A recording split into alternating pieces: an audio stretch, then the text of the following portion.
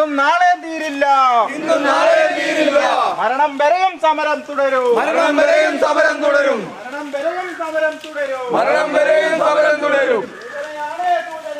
സൂചനയാണ്, സൂചനയാണ്, സൂചനയാണ്, പൊതുജനങ്ങളെ വഞ്ചിച്ച സെക്രട്ടറിയുടെ ഇരട്ടത്താപ്പ്, സെക്രട്ടറിയുടെ ഇരട്ടത്താപ്പ് വെച്ചുപറിപ്പിക്കില്ല. ഇല്ല, പൊതുജനങ്ങളെ പറയുന്നത് പിന്നോട്ടില്ല, പിന്നോട്ടില്ല. എവിടെ പോയി കണ്ടീഷനുകൾ, എവിടെ പോയി ഭരണസമിതി,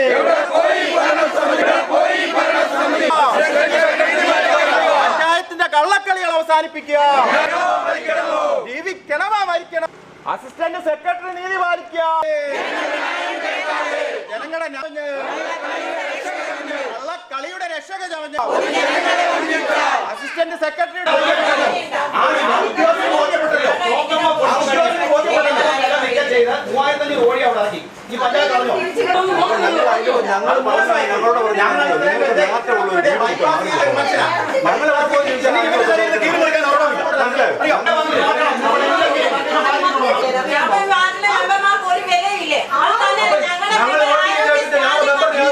പഞ്ചായത്തിൽ എന്തെങ്കിലും ചെയ്തുകൊണ്ട് ഈ മെമ്പറേ ചെയ്യുന്നുള്ളൂ. ഞങ്ങൾക്ക് സത്യത്തിൽ നാണക്കേട്. 13 പഞ്ചായത്ത് അംഗങ്ങളുള്ള ഒരു പഞ്ചായത്താണ്. ഒരു ജനങ്ങൾക്ക് ദ്രോഹമുള്ള ഒരു സംഭവത്തിനെ കുറിച്ച് പരാതി കൊടുത്തപ്പം 6 മെമ്പർമാര്, അത് 6 മെമ്പർമാര് അതിനകത്ത്, ബാക്കിയുള്ളവരെല്ലാം സെക്രട്ടറി അല്ലെങ്കിൽ ആ ഉത്തരവിന് കൂട്ടു നിന്നാണോ ചെയ്യേണ്ടത്? പൊതുജനത്തിനെ കൂടെ സാറാ നിൽക്കേണ്ടത്. ഒരു മെമ്പേഴ്സിനെ ജയിപ്പിച്ചു വിടുന്ന സർക്കാർ ഉദ്യോഗസ്ഥരൊന്നും അല്ലല്ലോ, ജനങ്ങളല്ലേ വോട്ട് ചെയ്യുന്നത്. കോട്ടാങ്ങൽ പഞ്ചായത്തില് 3-ാം വാർഡിൽ പ്രവർത്തിക്കുന്ന കണ്ടംകുളം ഫാം, കോഴി ഫാം, അത് അബ്ബാസ് കണ്ടംകുളം എന്ന ആളുടെ പേരിലുള്ളതാണ്. പക്ഷേ ആ ഫാം നല്ല വൃത്തിക്കല്ല അത് അവർ പരിപാലിച്ചു കൊണ്ട് പോയിക്കൊണ്ടിരിക്കുന്നത്. അതുമൂലം സമീപവാസികളായിട്ടുള്ള ആളുകൾക്ക് ഒരുപാട് ബുദ്ധിമുട്ടുകൾ, 300 കുടുംബങ്ങൾ ഇതിന് സമീപമായിട്ട് താമസിക്കുന്നുണ്ട്. ഒരു മാനദണ്ഡങ്ങളും പാലിക്കാതെ പ്രവർത്തിച്ചു കൊണ്ടിരിക്കുന്ന ഈ ഫാം വളരെ ബുദ്ധിമുട്ടാണ് പൊതുജനങ്ങൾക്ക് ഉണ്ടാക്കിക്കൊണ്ടിരിക്കുന്നത്. അതിനകത്തെ നാറ്റം കാരണം മനുഷ്യർക്ക് ആഹാരം പോലും കഴിക്കാൻ പറ്റാത്ത അവസ്ഥയാണ്.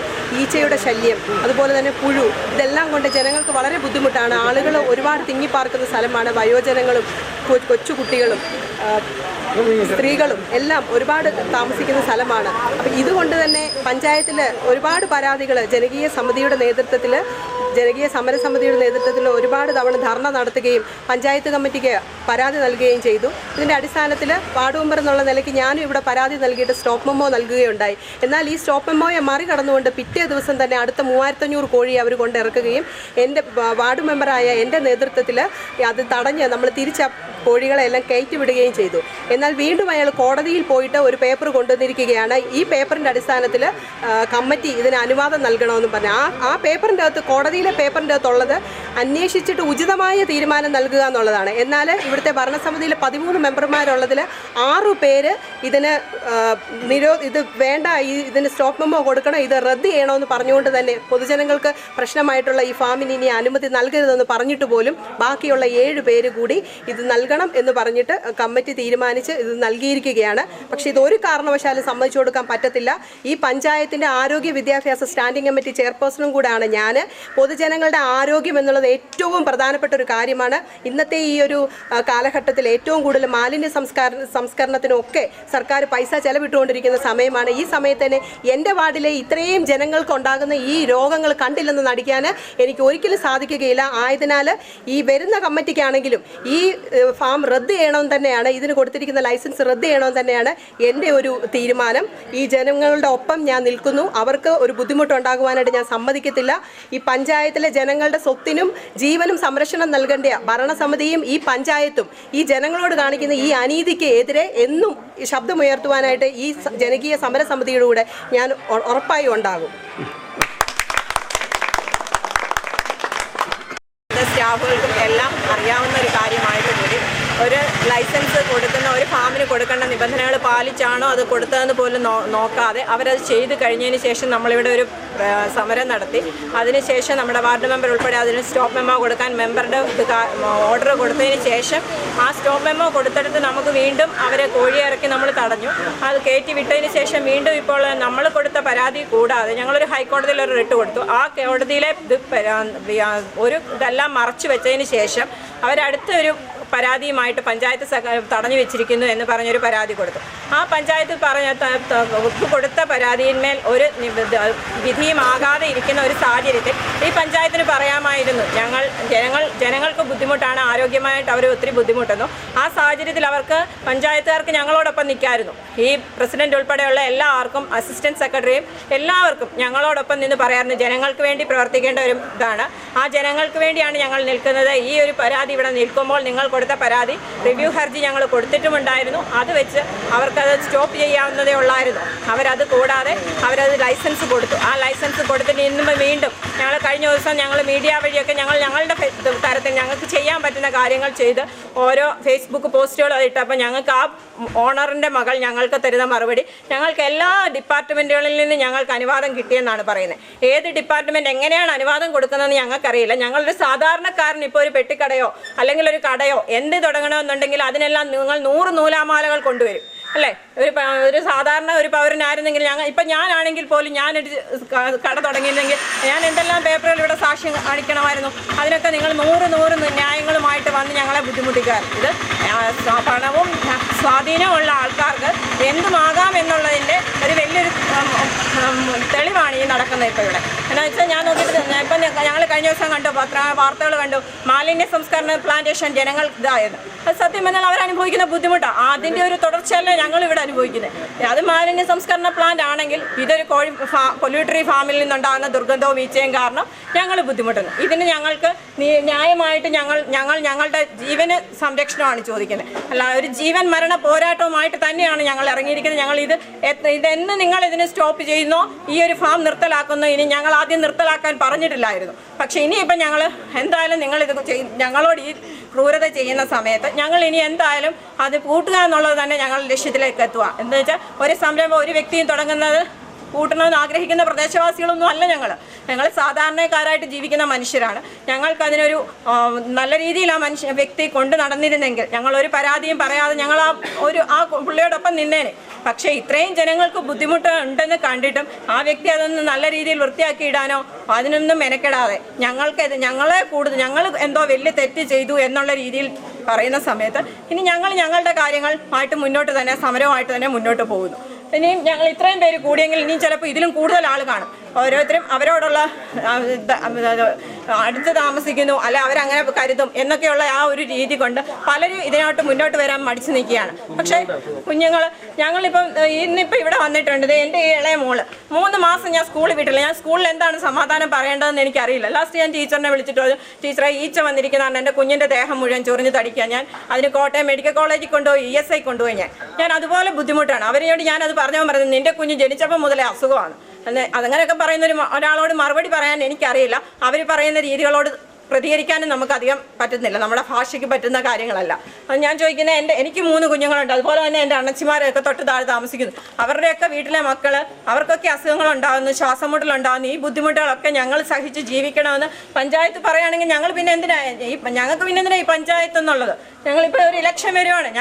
ഞങ്ങൾ തീരുമാനിക്കും ഞങ്ങളെങ്ങനെ ഇവരോട് പെരുമാറേണ്ടതെന്നുള്ള രീതി ഞങ്ങൾ കാണിച്ചു കൊടുക്കും അവർക്ക്. എന്ന് വെച്ചാൽ ഞങ്ങൾ അതുപോലെ ദുരന്തത്തിൽ കൂടിയാണ് ഒരു ജീവിക്കണോ മരിക്കണോ എന്നറിയാത്തൊരവസ്ഥ. നിങ്ങൾ അധികാരികൾ ഇത് കാണുന്നുണ്ടെങ്കിൽ ആരോഗ്യമന്ത്രി പറയുന്നിടത്ത് ഇത് പറയുന്നുണ്ട്. ഞങ്ങൾ ആരോഗ്യമന്ത്രിക്ക് ഇതുവരെ ഒരു പരാതി, ഇനി ഞങ്ങൾ അതിനും പോവാണ്. DMO ഓഫീസിൽ ഞങ്ങൾ കയറി ഇറങ്ങി. ഞങ്ങൾ കളക്ട്രേറ്റിൽ പോയി. കളക്ട്രേറ്റിൽ ചെന്ന് പറഞ്ഞപ്പോൾ ഞങ്ങളോട് സാറ് പറഞ്ഞു, നിങ്ങൾക്ക് ആരോഗ്യ പ്രശ്നം ഉണ്ടെന്നുണ്ടെങ്കിൽ നിങ്ങൾക്കത് നേരിട്ട് പഞ്ചായത്ത് ഇത് കൊടുക്കാനും സ്റ്റോപ്പ് ചെയ്യാനുള്ളതേ ഉള്ളൂ എന്ന് പറഞ്ഞു.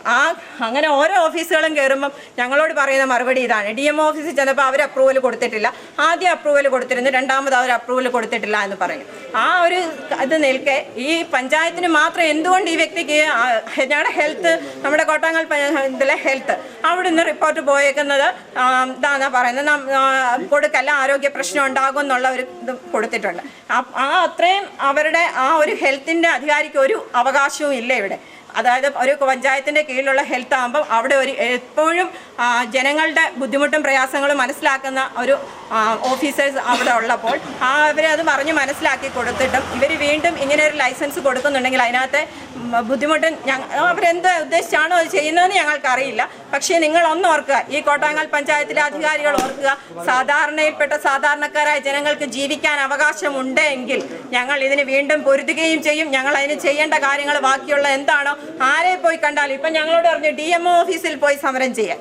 DMO ഓഫീസിൽ പോകാൻ ഞങ്ങൾ പോയവരാണ്. ആ പോയ സ്ഥാനത്ത് ഞങ്ങൾക്ക് ഇവിടുന്നാണ് ഇത് കിട്ടേണ്ടത്, നീതി കിട്ടേണ്ടത്. പഞ്ചായത്ത് നീതി തരാതെ ഏത് ഓഫീസിൽ പോയി കയറി ഇറങ്ങിയാലും ഒരു പ്രയോജനവുമില്ലെന്ന് ഞങ്ങൾക്ക് എല്ലാവർക്കും നന്നായിട്ടറിയാം. എന്ന് വെച്ചാൽ ഏറ്റവും അവസാനം ഏതൊരു സംരംഭം തുടങ്ങിയാലും അതിന് ലൈസൻസും ബാക്കി ആരൊക്കെ അനുവാദം കൊടുത്താലും പഞ്ചായത്ത് സെക്രട്ടറിയോ അസിസ്റ്റന്റ് സെക്രട്ടറി ഇപ്പോൾ ഇരിക്കുന്ന വ്യക്തി കൊടുത്തിരുന്നെങ്കിൽ അല്ല ഞങ്ങൾക്ക് പറ്റില്ല, ഇതുപോലെ ജനങ്ങൾക്ക് ബുദ്ധിമുട്ടാണ് എന്ന് പറഞ്ഞൊരു പരാതി ഞങ്ങൾക്കത് പറ്റില്ല, ആ പരാതി സ്വീകരിക്കാൻ ഞങ്ങൾക്ക് നിർവാഹമില്ല, അവർ ജനങ്ങൾ ബുദ്ധിമുട്ടിലാണ് എന്ന് പറഞ്ഞ് ഒഴിവാക്കാമായിരുന്നൊരു സംരംഭത്തിന് വീണ്ടും അവർ ലൈസൻസ് കൊടുത്തു.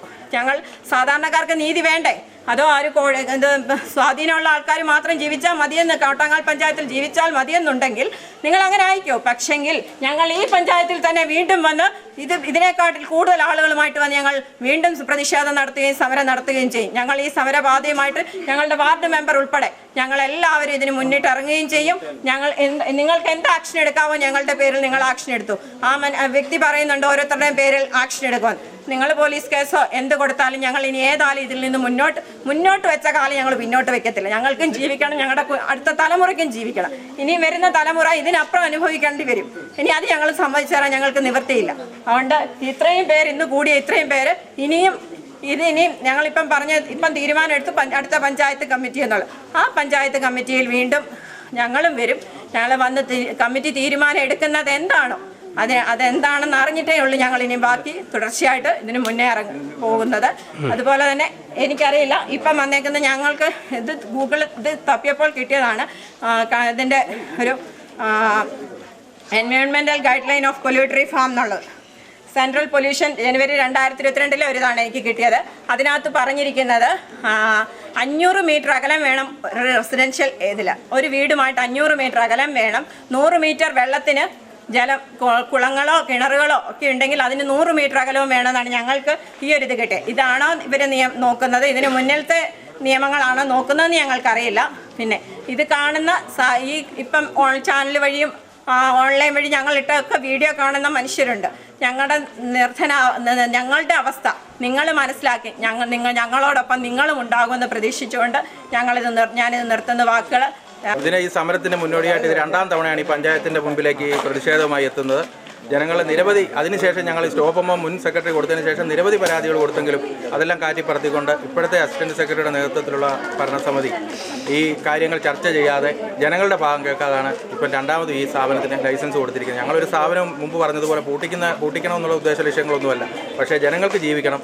സാധാരണക്കാരായ നിരവധി നൂറുകണക്കിന് കുടുംബങ്ങൾ താമസിക്കുന്ന ജനവാസ മേഖലയിലാണ് ഇങ്ങനൊരു സ്ഥാപനം നടന്നുകൊണ്ടിരിക്കുന്നത്. അത് അദ്ദേഹത്തിന് സൗകര്യപ്രദമായ മറ്റ് സ്ഥലങ്ങളിലേക്ക് മാറ്റി സ്ഥാപിക്കാൻ നിരവധി വസ്തുക്കളും സ്ഥലങ്ങളും സാഹചര്യങ്ങളും ഉണ്ടായിട്ടും ഈ ജനങ്ങൾ താമസിക്കുന്നിടത്തോട്ട് തന്നെ ഇതുകൊണ്ട് നിർമ്മിച്ചതിലാണ് ഞങ്ങളുടെ പ്രതിഷേധം. ഇത് തീർച്ചയായിട്ടും ഈ സ്ഥാപനം പൂർണ്ണമായും പൂട്ടി റദ്ദ് ചെയ്തതിന് ശേഷം ഈ ലൈസൻസ് റദ്ദ് ചെയ്തുകൊണ്ട് ഈ സ്ഥാപനം മാറ്റി സ്ഥാപിക്കുന്നതിനോ ഈ സ്ഥലത്ത് നിന്ന് ഒഴിവാക്കി തരുന്നതിനോ നടപടി സ്വീകരിക്കണമെന്ന് അറിയിക്കുന്നു. കൂടാതെ ഈ സംഭവം ഞങ്ങൾ കൊടുത്ത പരാതിമേൽ ഇവിടെ കൂടിയ പഞ്ചായത്ത് കമ്മിറ്റിയിൽ നമ്മുടെ BJPയുടെ 5 മെമ്പർമാരും SDP ഒരു മെമ്പറും ഉൾപ്പെടെ 6 മെമ്പർമാരാണ് ഗ്രാമപഞ്ചായത്ത് അംഗങ്ങൾ മാത്രം ജനങ്ങൾക്കൊപ്പം നിന്നുകൊണ്ടും ബാക്കിയുള്ള 13 ഗ്രാമപഞ്ചായത്ത് അംഗങ്ങളിൽ പ്രസിഡന്റ് ഉൾപ്പെടെയുള്ള മറ്റ് അംഗങ്ങൾ ഈ കാര്യത്തിൽ നിഷ്പക്ഷ നിലപാട് സ്വീകരിച്ചുകൊണ്ട് പോയതിൻ്റെ അടിസ്ഥാനത്തിലാണ് ഞങ്ങൾക്ക് വീണ്ടും ഈ പഞ്ചായത്തിലേക്ക് വരേണ്ടി വന്നതെന്നുള്ള അവസ്ഥ ഈ അവസരത്തിൽ അറിയിക്കുന്നു. എന്നാൽ ഈ 13 മെമ്പർമാരും ജനങ്ങൾ വോട്ട് ചെയ്ത് വിജയിപ്പിച്ചതാണെന്ന് മനസ്സിലാക്കിക്കൊണ്ട് ജനങ്ങൾക്കൊപ്പം നിന്നിരുന്നെങ്കിൽ ഇന്ന് ഞങ്ങൾക്ക് ഈ കുടുംബങ്ങളെല്ലാം കൂടെ കുട്ടികളെയും പരാധീനങ്ങളെയായി പഞ്ചായത്തിന് മുമ്പ് വന്നു നിൽക്കേണ്ട ഗതികേട് വരില്ലായിരുന്നു കൂടി ഈ അവസരത്തിൽ അറിയിക്കും.